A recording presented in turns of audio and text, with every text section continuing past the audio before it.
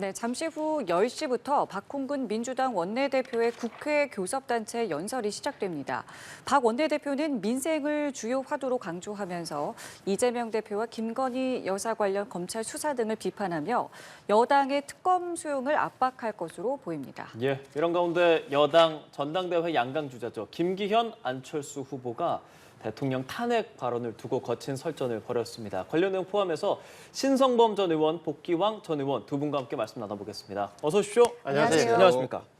예, 조금 전 말씀드렸지만 잠시 뒤 10시부터로 예정이 돼 있습니다. 민주당 박홍근 원내대표 국회 교섭단체 연설이 예정돼 있습니다.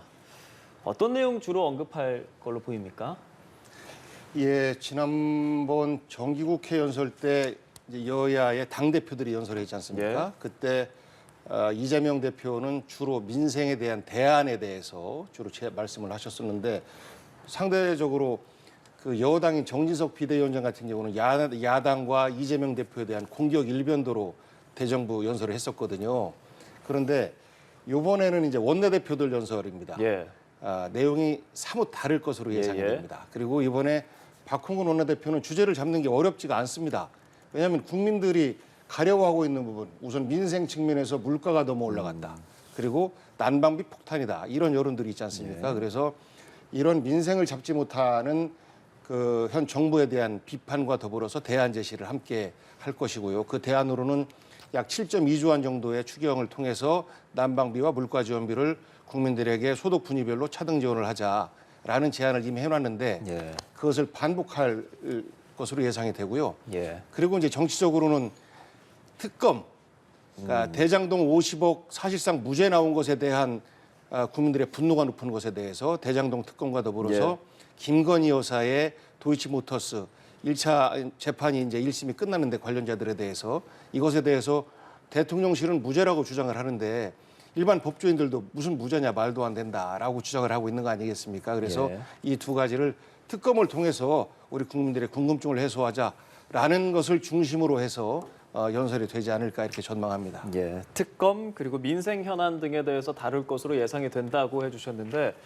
오늘 공격적인 이야기를 좀 할 수도 있다는 생각도 듭니다. 어떻게 보십니까? 뭐 박홍근 원내대표, 야당 원내대표 입장에서야 이 가장 좋은 판이잖아요. 가장 좋은 장소고 호기를 맞이한 거잖아요. 그러니까 예. 공격할 지점이 많겠죠. 이 정부 공격이 윤석열 정부의 야당이 보는 실정에 대해서 제가 보려면 백과사전식, 백화점처럼 나열을 하면서 공격을 할 것 같다. 핵심은 뭐냐 보면 뭐 민생을 앞에 내걸었지만 결국은 지금까지 해왔던 이야기 윤석열 정부는 검사 정부다. 검찰을 앞세워서 정적 제로에 몰두하고 있다. 우리 이재명 대표 보시라. 뭐 드러난 게 뭐 있느냐. 이런 이야기가 주를 이루고 그게 아마 주 테마가 되겠죠. 그런데 야당 입장에서는 제가 보기에는 오늘 정도는 좀 민생을 이야기할 때 좀 더 구체적으로 우리 야당에서는 이러저러한 이유로 이렇게 좀 하고자 한다. 여당의 협조를 당부한다. 대통령도 좀 전향적으로 검토해달라. 예. 이렇게 해서 이런 메시지가 좀 더 나와줬으면 좋겠고 이렇게 되면은 내일 이제 주호영 국민의힘 원내대표가 연설하게 되면 거기에 대해서 또 올 밤에 원고를 수정한다든지 이 정도 야당에서는 만들어줘야 돼요. 여당을 움직여줘야 돼요. 알겠습니다. 두 분께서 좀 비슷한 이야기를 해주셨는데 잠시 뒤에 10시에 저희가 현장을 연결해서 같이 좀 들어보도록 하겠고요. 일단은 민주당 이야기 잠시 좀 하겠습니다. 김건희 여사 특검 그리고 대장동 50억 클럽에 대해서 쌍끌이 특검을 추진하겠다라고 밝혔는데요. 일단 여당은 좀 반발하고 있는데 관련 발언 듣고 대담 이어가겠습니다. 대장동과 김건희 여사 수사를 더 이상 검찰에 맡겨놔서는 안 된다는 요구가 크게 높아지고 있습니다. 대통령과 김건희 여사가 떳떳하고 당당하다면 특검에 즉각 응해야 합니다. 집착에 가까운 특검 주장을 하고 있습니다. 명방위 상황판 제1메뉴로 올라있는 빛바랜 특검 주장에서 리더 하나 잘못 둬 절벽으로 떨어지는 민주당을 보이고 있습니다. 제발 이성 좀 찾고. 네, 관련 발언 들으셨는데요. 필요성에 대해서 어떤 생각 갖고 계신지 듣겠습니다. 그러니까 예를 들어서 지금 50억, 이른바 50억 클럽 특검에 대해서는 국민들도 곽상도 전 의원에 대한 판결 때문에 고개를 갸우뚱하면서 민심이 그러니까 여론이 안 좋아진 측면이 분명히 있어요. 그러니까 일반적으로 법 지식을 가진 사람들, 판검사 출신들, 특히 정관 여우를 받는 이런 대목들에서 국민들이 야 이런 거 아니야라는 의심을 강하게 가지기 시작했다. 특히 법원 판결 내용 중에 아들이 독립 가구이기 때문에 뇌물이 안 된다는 논리는 말 그대로 상식에 반했기 때문에 공분을 자아내고 있는 사실이다. 따라서 이 50억에 대해서는 50억 실체가 있는지 없는지는 몰라요. 하나하나 따져보자면 예를 들어서 곽상도 전 의원은 어떻게 됐건 아들을 통해서든 뭐든 50억이 간 것 같고 같잖아요. 그다음에 또 한 분은 뭐예요? 권순일 전 대법관은 화천대유 고문이 됐고 예. 또 한 분은 홍성건 머니투데이 회장은 돈 거래가 있었다 그러고 박영수 전 특검은 딸이 돈을 받기로 했는데 곽상도 사건이 터지면서 안 받았다는 거고 나머지 2명은 전혀 이야기 없는 이런 상태다. 그래서 이게 과연 돈이 간 건지 가려고 김만배가 준비를 했던 건지는 모른다. 이 부분에 대해서는 저는 뭐 특검이 필요하다면 여야가 하는 게 좋겠다고 생각하는데 여기에다 김건희 여사를 얻는 것은 제가 보기에는 민주당의 과도한 욕심이다라고 보이죠. 왜 그러냐면은 이게 여러 가지 뭐 야당에서는 자꾸 김건희 여사의 연루 정황이 뚜렷하다고 주장하고 있지만 현실적으로 보면 그 계좌가 동원된 게 주가 조작에 도이치모터 주가 91명의 151개 계좌라 그래요. 그러니까 김건희 씨는 91명 중에 1명 중에 1명이었던 거예요. 나머지 90명은 다 무혐의 처분이 끝났어요. 한 명만 김건희 여사에 대해서만 아직도 검찰이 처분 결정을 안 하고 있는데 이렇다면 지난번에 뭐 문재인 정부 시절에 검찰에서 한 2년 가까이 조사를 했는데 뭐가 추궁거리가 없어서 안 불렀다고 보는 게 맞는 것 같고 이번에 권오수 씨라는 사람의 재판 결과를 보더라도 예. 그분들이 다 한 사람의 입에서도 김건희라는 이름은 안 나온단 말이에요. 김건희 사장이 그때하고 좀 우리하고 사실 뭐 정보를 주고받으면서 같이 했다라고 하면은 말이 되는데 그 사람들은 전혀 김건희 여자 계좌를 뭐 관련 없다고 이 말이 안 하는 판에 뭘로 검찰에서 수사할 거냐 거리가 있어야 되는데 그런 제목이 있다면 네. 검찰에서 최종 결정을 내린 다음에 다시 한 번 더 민주당에서도 판단하는 게 낫지 여기다가 50억에다가 김건희를 얹어서 쌍특검 하겠다는 것은 굉장히 욕심이다. 그래서 정의당에서 안 하려는 거 아니에요. 김건희 여사에 대해서는. 예. 자, 일단은 두 가지를 다 하는 것은 좀 부당하다라는 입장이신데요. 짧게 저희가 한 10시 전까지만 얘기를 들어보도록 하겠습니다. 일단 대장동 특검 이거는 결과가 말이 안 된다. 결국 부실한 봐주기 수사가 나은 부실한 판결 아니겠느냐라는 국민적 인식이 있기 때문에 이 부분에 대해서는 뭐 정의당도 그렇고 국민들도 동의를 많이 할 것입니다. 그런데 김건희 여사는 말씀하신 것과는 조금 다른 내용이 그 1, 2차에 이미 면소 대상이 되는 사건 이후에 그 다음에도 약 50여 차례의 통정거래 정황이 있습니다. 그것도 김건희 여사와 그 친정어머니와의 거래 이런 것들이 확인이 됐고 그리고 수차례 재판에서 김건희 여사의 이름이 거명이 돼요. 그런데 이 부분에 대해서는 아직 소환 조사조차도 안 되고 있는 것 결국은 검찰 봐주기, 검찰 식구 봐주기 수사 아니냐 이런 의혹에서부터 자유로울 수가 없다라는 판단인 것이고 그렇기 때문에 검찰 스스로 수사를 시작하지 못한다라고 하면 특검밖에는 답이 없는 것 아니냐 이런 겁니다. 그래서 지금이라도 만약에 김건희 여사에 대한 특검 주장을 좀 누그러뜨리려면 검찰이 강도 높게 수사를 시작하고 소환하고 해야 되는 거 아니겠습니까? 그러니까 민주당에서 수사가 불공정하다라고 얘기하는 것이 이재명 대표에 대해서는 탈탈 털어서 뭐 성남 시민에게 돌아간 이익까지도 제3자 뇌물이다. 이렇게 현재 혐의를 씌우고 있는데 대장동 같은 경우는 아들한테 주어졌는데도 경제 독립체이기 때문에 제3부 뇌물이 아니다라고 판시한 것. 그리고 수차례 계속해서 소환을 하고 조사를 하면서 김건희 여사에 대해서는 전혀 수사에 시작도 안 하고 있는 것. 이런 부분이 결국은 국민적인 공분을 자아내고 있고 공정하지 못하고 정의롭지 못한 것 아니냐라는 주장인데요. 네. 저는 김건희 여사에 대한 특검은 지금이라도 검찰에서 강도 높게 수사를 한다면 그 부분은 누그러칠 수 있다라고 생각합니다. 대장동 50억 클럽과 관련돼서는 어떤 입장 갖고 계신가요? 너무 비상식적이라서 뭐 굳이 이것은 뭐 말이 필요 없는 것 같아요. 네. 대통령실조차도 그동안에는 입을 다물고 있다가 오늘 같은 경우에는 좀 법감 좀 의심스럽다. 말이 안 된다. 예, 뭐 예. 이런 투의 이제 입장을 발표한 것으로 알고 있는데 네. 그만큼 판사가 자기 마음대로 그렇게 판단을 못 하거든요. 그러니까 제3자 뇌물이라고 하는 것을 적용할 만큼의 수사 결과를 내놓지 못했던 검찰의 문제와 더불어서 검찰 식구, 법조계 식구 봐주기라는 이런 정서가 판결에서 적용된 거 아니냐 해서 네. 봐주고 싶어도 못 봐주는 강도 높은 수사 결과를 재판에 내밀어야 되는데 네. 그러려면 특검밖에 없다라고 해서 지금 아마도 대장동 50억 클럽과 관련된 특검은 피하기가 어렵지 않나 싶습니다. 아, 예. 말씀하신 것처럼 대통령실에서도 국민이 납득할 수 없는 판결이라고 이야기를 했습니다. 물론 대통령의 발언이 따로 있었는지는 아직 뭐 확인되진 않았습니다만요. 그 정도로 그러니까 국민들이 상식적으로 볼 때 말이 안 된다는 그 지점에 딱 봉착하게 되니까 여론이 급속히 나빠지잖아요. 그러니까 이렇게 보면 다만 이제 이런 부분이 있는 거예요.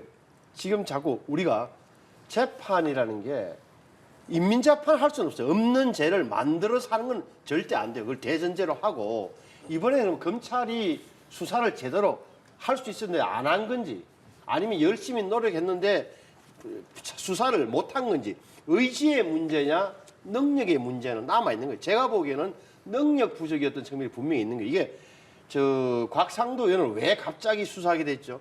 그때 50억 이야기가 나오면서 왜 한쪽만 자꾸 수사하냐는 이야기를 언론에서 엄청 공개를 하니까 검찰에서 서둘러서 곽상도 의원을 손을 댔던 거예요. 그러다 보니까 가장 큰 혐의 그러니까 그 성남의 뜰이라는 그 콘소시엄에 들어왔던 하나은행이 빠지려고 그랬는데 이것을 곽상도 의원이 하나은행 행장에게 압력을 넣어서 부탁해서 청탁해서 안 빠지도록 했다는 게 요지인데 그걸 입증이 안 됐단 말이에요. 그 부분이. 그러니까 이제 무죄가 나온 건데 어찌됐건 50억 클럽에 대해서는 저는 뭐 당연히 국민들의 의아심이 있다면 해야 된다. 그런데 예. 네. 이걸 잘 봐야 되는 게 예. 아까 말씀드렸지만 6명 가운데 4명은 뭔가 나온 거예요. 어찌됐건. 근데 2명에 대해서는 어떤 일이 있었는지 전혀 몰라. 네. 김만배밖에 모르는 거예요. 김만배가 들어가면서 그때 최초 사건 터졌을 때 존경하는 형님들이라고 해요. 존경하는 형님들. 그러니까 자기가 앞으로 사업을 하거나 뭐 할 때 도움이 될 만한 정말 자기가 친하게 지내고 했던 사람들에게 주려고 한 것인지 준 건지는 모르는 대목이란 말이에요. 이게 증거도 있을 리 없이. 그러니까 저는 뭐 특검까지는 가능하다고 보고 할 수 있으면 해야 된다고 보는 입장이지만 특검에서 뭐가 나올까? 김만배가 뭐가 있지 않는 이상 이런 뭐랄까 이렇게 좀 의심을 하면서 쳐다보고 있어요. 이 예. 특검이 민주당에서 주장하는 게 대장동 50억 클럽도 있고 김건희 여사 특검 이렇게 쌍특검을 가자는 건데 그런데 이 50억 클럽에 대해서는 정의당도 같은 입장을 취하고 있습니다. 근데 이 네. 김건희 여사 특검에 대해서는 신중론을 펼치고 있는 정의당입니다. 뭐 패스트트랙까지 가게 된다면 6석의 정의당도 좀 필요하게 될 텐데 그렇습니다. 정의당은 왜 이런 입장을 취하고 있다고 보세요?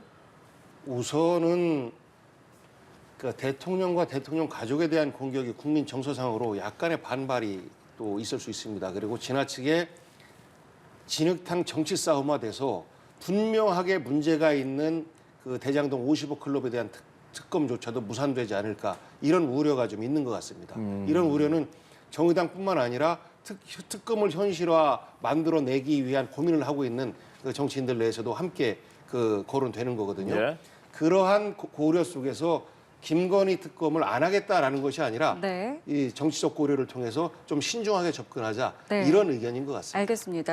두 분께서 지금까지 들으신 내용 좀 어떻게 좀 보셨는지요? 우선 뭐 한마디로 이야기하면 이 윤석열 정부가 뭐 최악의 리더십이고 무능한 정권이라는 이야기를 길게 말씀하고 싶어 했고 하고 계시는데 다 좋은데 뭐 야당에서는 저렇게 뭐 그 항용하기 쉬운 말인데 제가 아까도 말씀드렸지만 앞으로는 뭐냐면 야당이 그러면 대안은 뭐냐는 부분을 국민들이 볼 거예요. 후반부에 나오는데 저는 그 부분 아예 안 봐서 모르겠습니다만 예를 들어서 다 좋다. 그래 이 정부가 잘못하고 있다고 치자. 네. 이래저래 뭐 민생 같은 게 어려운 건 사실이니까. 그런데 그러면 야당은 뭘 하려고 하는데 이 대목을 좀 후반부를 보고 평가하는 게 맞지 않을까. 그래서 제가 말씀드렸지만 네. 야당에서는 대안을 가지고 여당과 대통령을 공격할 때 힘이 있는 거예요. 그냥 이렇게 현상을 이야기하는 것은 국민들의 이제점은 아 그래 야당은 저런 소리 할 수 있지 이렇게 본단 말이에요. 그래서 네. 좀 더 후반부를 보고 평가해야 되는데 아직 못 봐서 다만 그 구체성이라든지 예. 의지라든지 야당에서 뭘 꼭 해야겠다 이렇게 나와줘야 국민들이 아마 한 번 더 귀를 기울일 겁니다. 대안도 들어가 있으면 좋겠다는 말씀이신데요. 지금까지 본 내용은 좀 어떻게 좀 들으셨습니까? 비판 속에 대안이 들어가 있다라고 생각합니다. 우선 특검 이제 쌍특검 두 가지 중에서 이미 대장동 50억 특검과 관련해서는 성사되었다 사실상 이런 판단을 한 것 같고요. 그 강조를 한 것은 김건희 그 여사에 대한 특검 중심으로 강조를 좀 한 것 같습니다. 네. 그 다음에 정치 개혁을 해야 되는데 이 국회 내부의 어떤 그 변화도 필요하다라는 부분도 얘기했고 어떤 민생 입법이라든지 그리고 경제 문제라든지 이런 부분에 대해서도 국회가 접근하자. 그 가운데서 기후변화 부분에 대해서 현 정부가 제대로 못하고 있는 것에 대해서 지적하면서 기후변화 문제에 대해서도 국회에서 먼저 뭐 준비를 하자. 뭐 저출산 문제라든지 예. 이런 이제 대안 문제를 뒤로 쭉 빼서 좀 정리를 했는데 네. 예상했던 것보다는 강도가 훨씬 더 약합니다. 그렇습니다. 저는 그렇습니까? 지금 여야가 이렇게 강대강으로 치닫고 있는 상황 예. 속에서 지난번에 이재명 대표는 대안 중심으로 연설을 했다면 투쟁 중심으로 연설을 할 박홍근 대표의 연설문이 얼마나 강도 높을까라고 좀 기대를 했을 터인데 네. 상대적으로 굉장히 좀 그 수위가 상대적으로 낮다. 이유가 있었을까요? 저는 야당 대표가 나서서 전국에 어떤 강대강 치닫는 것을 조금 이렇게 무마하려고 했던 것 아닌가라고 생각이 드는데 아직까지도 야당은 야당답은 어떤 일종의 투쟁 정신 이런 게 좀 부족한 것 같고 여당은 그 여당으로서의 책임지는 모습 이런 것들이 부족한 것 같고 그래서 여야가 자기 자리를 제대로 인지하지 못하고 있는 것 아닌가라는 생각이 들고 아마 박홍근 대표 약간 수위 낮은 이런 연설문에 대해서 네. 지지자들로부터 조금의 비판을 받을 수 있지 않을까 이런 우려를 좀 해봅니다. 예, 교섭단체 대표 연설 뭐 지금도 진행 중입니다. 후반부 진행되는 내용은 유튜브 연합뉴스 TV 시청 접속하셔서도 이어서 시청하실 수 있다는 거 말씀드리겠고요. 저희가 조금 전에 이 특검 내용들 이야기하면서 김건희 여사 특검에 대해서는 적극적인 입장을 보이지 않고 있는 정의당은 어떤 생각을 갖고 있을까? 복귀왕 전 의원한테는 이야기 좀 들었거든요. 지금 정의당은 왜 50억에 대해서 50억 클럽에 대해서는 적극적인데 왜 김건희 여사, 김건희 씨 특검에 대해서는 부정적일까? 한마디로 하면 이걸 꿰고 있는 거예요. 무슨 뭘 꿰고 있느냐? 이게 민주당의 의도가 간파하고 있는 거죠. 그러니까 이재명 대표를 수사하니까 우리는 김건희 여사를 물고 늘어지는 거야.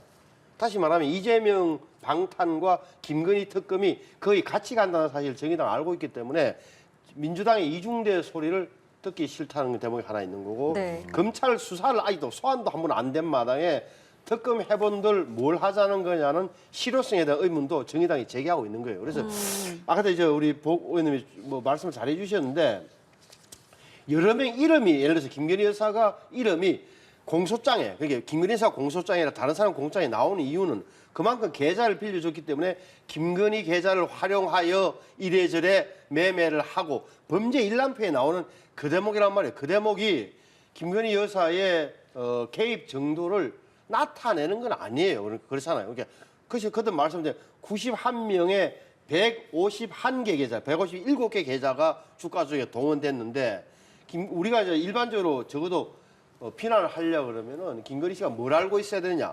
이게 내 계좌가 주가 조작에 활용되고 있다. 더 나아가면 이게 다 작전 세력에 의해서 나도 정보를 받고 뭐 이렇게 해야 공범 정도 수준으로 가는데 내가 보기에는 누가 돈 좀 불려준다 그러니까 늘려준다 그러니까 계좌 맡겨가지고 했던 게 사실인 것처럼 보이지는 그래서 1심 판결문도 자세히 보시면은 이들이 시세 조정의 동기와 목적이 있는데 시세 차익 추구에는 실패했다. 다시 말해 돈을 별로 못 벌었다 이 말이에요. 예, 예. 실패한 시세 조정이라고 1심 재판부가 판결을 했어요. 왜 네. 그러냐? 그 1심 재판부가 적어도 모든 검찰 수사 서류와 그다음에 관련자들의 증언을 바탕으로 해서 오랫동안 재판의 결과를 내린 거다라고 하면 믿음직한 그 대목이 있는 거 아니겠느냐.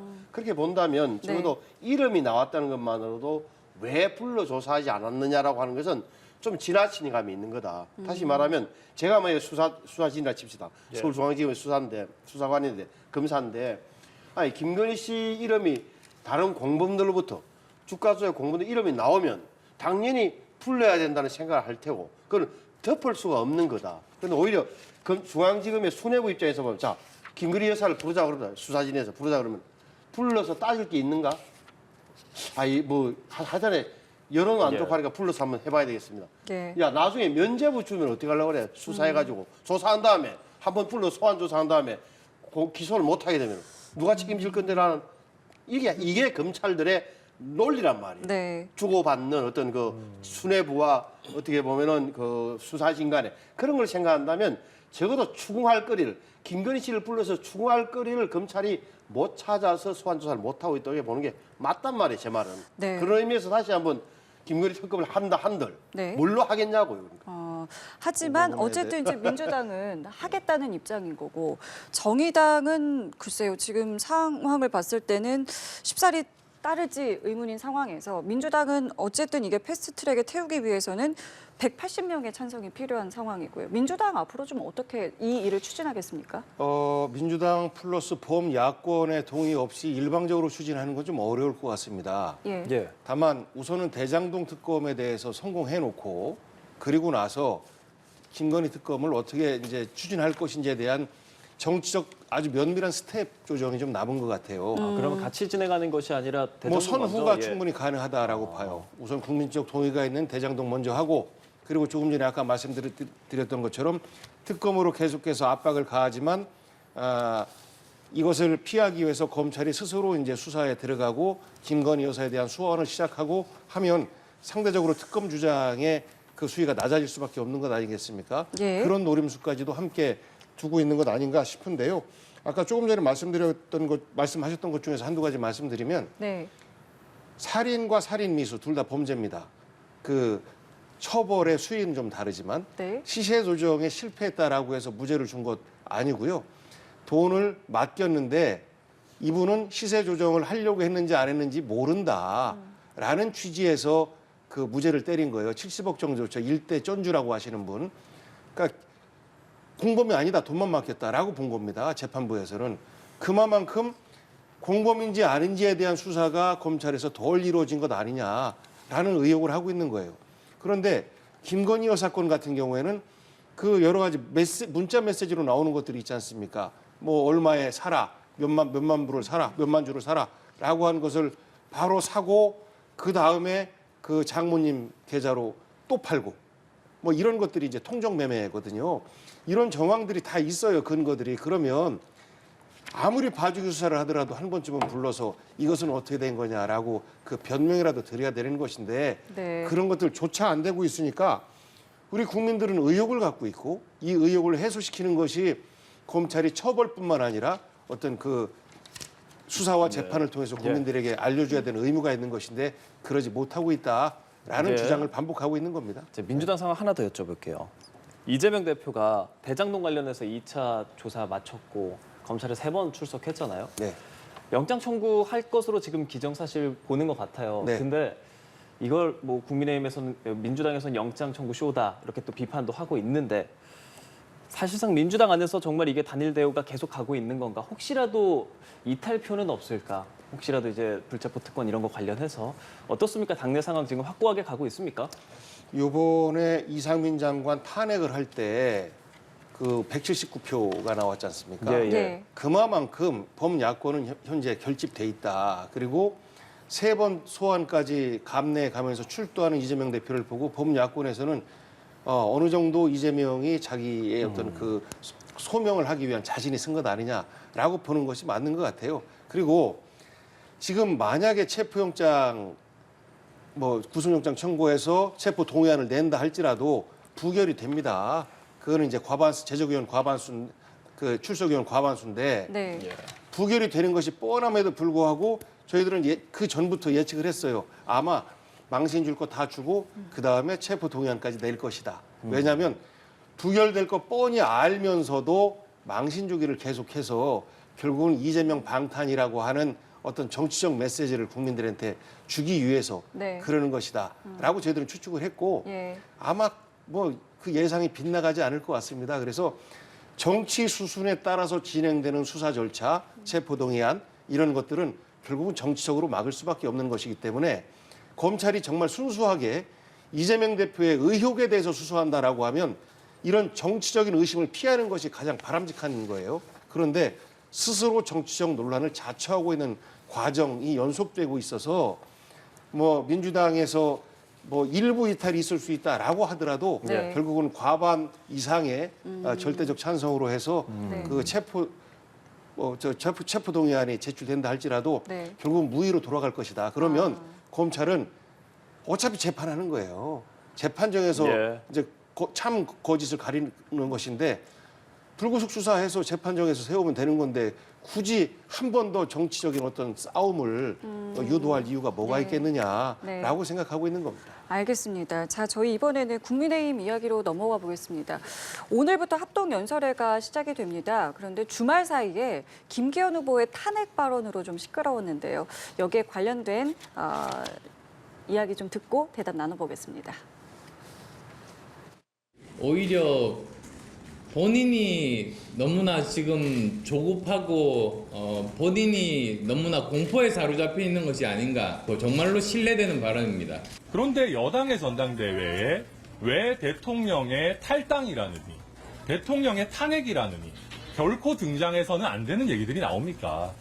아무리 본인의 지지율이 조급해도 정치에는 금도가 있는 겁니다. 다른 분이란 몰라도 그동안 탈당과 합당을 수시로 하셨고 또 탄핵을 주도적으로 앞장섰던 분께서 말씀하시니 잘 이해가 되지 않습니다. 네, 지금 보신 대로 김기현 후보는 이 탄핵 이슈가 조금 불거졌음에도 불구하고 뭐 진화하지 않고 계속해서 이제 이야기를 하고 있는 모양새거든요. 지금의 흐름 어떻게 보고 계십니까? 그래서 저게 이제 김기현 의원은 강점이 뭐죠? 정통 보수의 본류를 내가 지켜온 사람, 정체성에서는 나는 확실한 사람이야. 안철수 의원은 그렇지 않잖아라는 이야기를 하는 거죠. 그러니까 예. 핵심은 뭐냐면 김기현 의원이 대권 욕심 있는 사람이 당대표가 되면 혹여 윤석열 대통령을 탄핵할 수도 있다는 메시지를 당원들에게 던지는 거예요. 예. 쉽게 말하면 안철수 의원이 대표되면 위험하다, 우리 당이 뭐 이런 거고, 그분에 대한 판단은 다를 수 있는데 제가 보기에는 이게 이제 좀 막 나가는 지점이, 자, 탄핵이라는 표현, 이게 참 우리 보수 진영에서는 트라우마를 갖고 있는 단어 자체예요. 탄핵이라는 말 자체가 역사성과 정치성 그 의미 때문에. 그리고 근데 그 전에 또 심평 변호사가 김기현 후보의 후원회장을 했던 네. 심평 변호사가 윤석열 대통령이 탈당할 수도 있고 신당을 만들 수 있다, 이 대목하고 연결되니까 이게 이런 소리까지 하면서까지 이렇게 안철수 의원을 공격하는 게 맞는 거라는 의아심은 드는 거죠. 그래서 안철수 의원 입장에서는 이제 자기는 확장성을 이야기하는 확장성. 안철수는 확장성, 김기현은 정체성. 이 논쟁이 오늘부터 이제 제주도에서 합동 토론회가 열리니까 이 대목에서 굉장히 세게 붙겠죠. 붙을 네. 수밖에 없는 대목이 있는 게, 이건 서로가 한 번은 좀 겨뤄야 되는 대목이다. 근데 천하람 후보의 입장에서는 양쪽 다 뭐 공격을 하는 지점 아니겠느냐. 양쪽 다 구태로. 그래서 당원들이 어떻게 판단할지는 모르겠는데 지금까지 흐름을 보면 어떻게 뭘까, 당권 투쟁은 당권 투쟁 요소가 있기 때문에 정치 투쟁에서는 어차피 투쟁은 불가피한데 정도의 문제인데, 지금까지 흐름을 보면 너무 조금 정도가 심하거나 또 대통령실의 개입이 당원들조차 고개를 갸우뚱하는 대목이 있었어요. 오늘부터 이제 본선 1회전이 시작되니까 예. 좀 흐름이 달라지지 않을까 기대를 하면서 저는 지켜보고 있습니다. 예, 뭐 상대당에서 보기에 이런 정체성 관련한 공격들 어떤 식으로 생각하고 계시는지요? 그야말로 진흙탕 싸움에 뭐 우리가 최고점을 보고 있는 것 같습니다. 그 자체 내에서 탄핵이다라고 하는 것은 윤석열 대통령과 김기현 대표 그리고 안철수 의원의 정체성에 대해서 약간 의심하고 있는 예. 이 당원들에 대해서 자극적인 언어로 선동하고 있는 거예요. 그래서 안철수 의원이 되면, 당대표 되면 불안해진다라는 메시지를 주고자 하는 것이거든요. 그런데 사실상 만약에 김기현 대표가 당대표에서 진다라고 하면 국민의힘 지지층 내에서 윤석열 대통령이 진 거예요. 지금은 전당대회가 김기현이냐 안철수냐 황하람이냐 뭐 이렇게 된 게 아니고 윤심이냐 민심이냐 싸움이 돼버렸어요. 어느 정도 국민의힘 내에서. 그러다 보니까 우리 박 원내대표 같은 경우도 오늘 연설에서 공당을 사당화시키고 있는 것, 이건 너무한다, 민주주의 후퇴다, 이런 얘기를 하는데, 만약에 안철수 쪽에서 탄핵이라는 말을 언급했다라고 하면 대통령실에서 가만히 있었을까요? 만약에 안철수의 후원회장이 심평 변호사와 비슷한 말을 했다라고 하면 대통령실에서 가만히 있었을까요? 그만큼 대통령과 대통령실이 이번 국민의힘 경선 과정에서 중립적이지 못하다라고 하는 것은 확인이 되었는데 상당 부분 여론조사를 통해서 확인된 바가 김기현 후보의 단일화가 잘 안 되고 있다라는 것이 확인되다 보니까 너무 조급함의 발로 아닌가 싶습니다. 아. 탄핵이라는 말은 예. 야당에서는 얘기할 수 있을지 몰라도 네. 여당 내에서 언급하는 것에 있어서는 굉장히 부적절한 단어 아닌가 싶습니다. 조급해서 근데 이제 안철수 의원 입장에서는 굳이 이제 한번 써보자면 안철수 의원이 이런 이야기를 할 수 있는 건 충분히 뭐냐면 본인이 이 당을 선택해서 국민의힘 쪽에 서게 된 계기가 뭐죠? 아시는 분들은 서울시장 선거 때 서울시장 그때 단일화에 응해서 서울시장에 자기 어찌됐건 다시 되고 싶었지만 오세훈 시장의 팀으로서 다시 한 번 더 기여하고 합당을 한 거 아니에요. 그러니까 서울시장부터 자기가 정권 교체 분위기를 만드는데 일조했다고 안철수는 생각하고 있는 거예요. 그렇잖아요. 그다음 그리고 대통령 선거 때 단일화를 했다고 하기 때문에 충분하게 이 정권 교체에 기여했다. 자기의 기여분이 있다고 판단하고 있다. 정체성 문제에 대해서는 과거 시절의 이야기다. 정치를 잘 몰랐을 때. 이렇게 항변할 수 있겠고 또 하나는 그러면 자, 안철수 의원이 대표가 됐다고 칩시다. 그럼 그때 윤석열 대통령과 이런 허리하는 말로 언론에서 하는 말로 각을 세우면서 분쟁이 일어나겠느냐 싸움이 일어나겠느냐 네. 그 대목은 안철수 대표가 되면 대표의 목적으로 다음에 대통령 선거에 출마하는 것이라면 이 윤석열 정부가 성공해야 다음에 기회가 있다는 것은 상식적으로 알터인데 네. 대통령하고 내가 척질 일이 뭐가 있겠습니까? 심지어는 지금 공천권도 자기는 대표가 되도 내려놓겠다는 취지는 이거는 대통령과 대통령실에 던지는 메시지예요. 제가 공천권 갖고 대통령과 싸울 일 없습니다라는 이야기를 하고 있는 거란 말이에요. 네. 이렇게 되면 아까도 말씀드렸다시피 정체성과 확장성 이 대목에서 당원들이 뭐 연설을 듣거나 여러 가지 언론 보도를 보면서 판정할 거다. 그런데 김기현 의원 쪽에서는 보십시오. 우리 정체성이 안 맞는 사람이고 미래 권력이 대권 나설 사람이 당대표가 되면 현재 권력인 윤석열 대통령과 충돌할 게 틀림없습니다라고 먼저 당원들에게 던지고 있는 거죠. 예. 그러면 지금 분석을 쭉 해주셨는데 지금의 그럼 이 안철수 후보의 전략이 잘 들어맞겠습니까? 저 대목이 다시 한번 더 이제 이렇게 되면 남는 건 이제 다시 한번 대통령실에서 어떤 메시지가 나오느냐 안 나오느냐. 제가 보기에는 지금 나올 수 없는 구조예요. 예. 왜냐하면 충분하게 대통령의 뜻은 이런저런 경로로 확실하게 전달이 된 마당에 네. 다시 한번 더 대통령실에서 누구 입을 통해서든 안철수 후보를 공격한들 역효과가 난다는 사실도 대통령실이 알고 있는 눈치예요. 그래서 하지 안 하겠다고 했기 때문에 특별한 일 없을 것 같고 다만 안철수 의원은 자기 입장을 분명히 해줘야 돼요. 어중간하게 보인단 말이에요. 모든 것이 있어요. 저 대목은 뭐 예를 들어서 이런 대목은 내가 확실하게 하겠다. 대표가 되면 네. 공천을 내려놓겠다. 좋고 네. 그럼 또 하나는 뭐 당 내부를 어떻게 개혁하겠다. 당의 방향을 어떻게 끌고 가겠다는 이런 미래 포지션으로 좀 가주는 게 맞지 않을까 싶어요. 예. 김기현 후보는 본인이 1등이다라고 말을 하고 있습니다. 이게 뭐 언론 보도에서 그렇게 나왔고 그거를 좀 근거로 얘기하고 있는데 격차도 크다 이런 말까지도 내놓고 있어요. 그 전에도 김기현 후보가 1등이다라는 것이 인터넷 매체를 통해서 이렇게 알려졌었고 그게 뭐 국민의힘 관계자다 이러면서 또 논란이 있기도 했었는데 이번에도 본인이 1위라고 주장을 하고 있고 이런 부분들이 혹여나 우리가 밴드웨건이라고 하는 효과로 또 일어나지 않을까? 표심에 어떤 영향이 있을까요? 아마도 유리한 쪽에서 나왔을 가능성이 제일 큽니다. 그렇기 때문에 이것이 유출된 것은 김기현 캠프 관계자들 내에서 은밀하게 유출된 것 아닌가. 이게 그러니까 추측이 아니라 유출된 거다라고 보고 계시는 겁니까? 은밀하게 유출된 것 아닌가 싶습니다. 다만 법적인 문제를 피하기 위해서 약간의 숫자에 대한 조정 정도만 하면 그냥 썰인데 근거 있는 썰이 되는 것이고 이것이 말씀하신 것처럼 이제 밴드웨건 효과로 작용할 수도 있을 것 같습니다만 근데 현실적으로 여론조사를 하는 것은 이제 권리당원을 책임당원을 상대로 한 것은 네. 불가능하고 지지층 상대로밖에 네. 못하는 거 아니겠습니까? 네. 그런데 지지층에서는 김기현 대표가 다소 밀리는 조사도 나오고 하다 보니까 설령 투표율 약 30% 정도 예상을 하는데 이분들 내에서 압도적으로 1차 투표에서 당대표가 된다 한들 지지층 내에서는 걱정되는 대표밖에 더 되겠습니까? 그러다 보니까 그런 핸디캡을 털어내기 위해서 더 많은 지지를 확보하기 위한 이런 노력의 일환이라고 봐요. 근데 사실 그것보다 김기현 대표의 저런 노력보다 더 중요한 것은 윤석열 대통령과 대통령실에서 사실 당은 대통령실로부터 분리됩니다.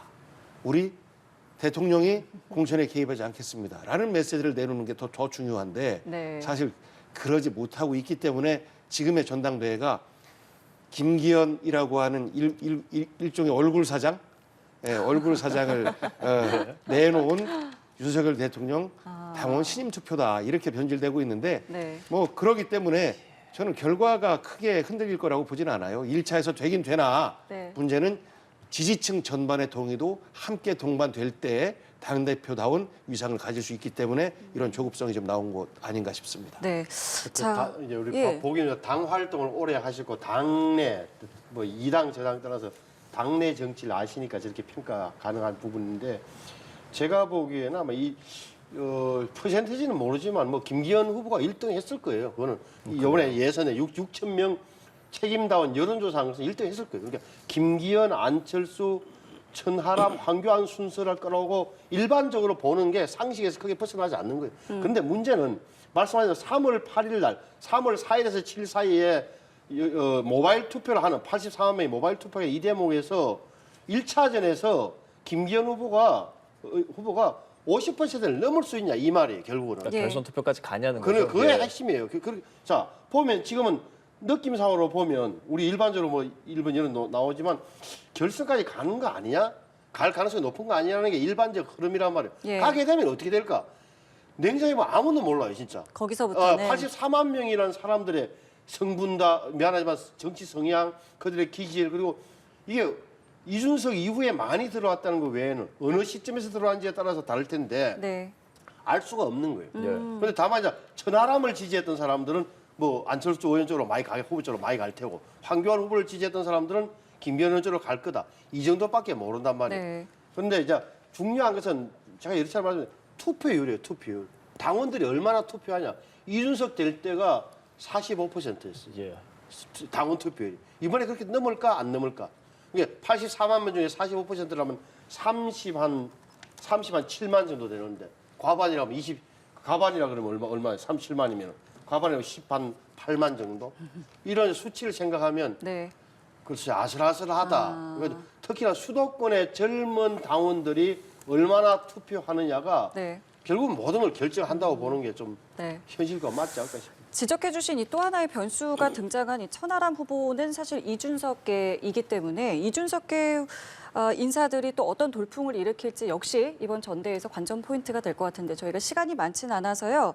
짧게 두 분께 1분씩 드릴게요. 이번 전대에서 이준석계는 좀 어떤 모습을 어디까지 이어갈 것인지. 언론에서 첫째 돌풍이라고 표현하는 것은 언론적 표현이다. 바람은 불었다. 제가 보기엔 돌풍이라고 표현하야 이러다. 왜 그러냐면 최고위원도 당원이 1인 2표, 당원이 한 사람이 2표를 찍었다. 최고위원은. 예. 여론조사 그렇게 했는데 그 말은 뭐냐. 이준석 그룹이 자 대표는 천하람, 최고위원은 김용태, 허은하, 김용태, 네. 청년 최고위원 이기인 네. 딱 맞게 1명, 2명, 1명 이렇게 내놓으니까 뭉쳤다는 대목을 놓쳐서는 안 된다. 네. 다만 그럼에도 의미가 없는 거야. 엄청난 의미가 있는 거죠. 대표는 결선 투표 때문에 또 하나는 아이고 어차피 뭐 결과는 보나 말하는 것 아니냐? 대통령과 대통령실에 밀어붙이기를 보니까라고 수표를 포기할 생각을 했던 수도권의 젊은 당원들이 이들 4명 때문에 투표율이 쭉 끌어올리는 효과는 엄청난 당의 바람을 불러일으키고 새로운 걸 만들 소지가 있어요. 하지만 저는 돌풍이라는 표현은 과장됐다고 봐요. 바람은 맞지만 돌풍까지는 아직 아니다. 뭐 그냥 돌풍이라고 봐주죠. 그 표현하면 좋지. 죽을 것 같았던 이준석계가 화려하게 부활되고 모두가 다 예선 통과한 것 아니겠습니까? 그리고 천하람 후보가 갖는 이력이 참 특이해요. 경상도 사투리 쓰는 사람, 죄송합니다. 경상도 사투리 쓰는 사람이 순천 지역위원장을 하고 있단 말이죠. 그러니까 그런 것들이 젊은이들의 새로운 정치입니다.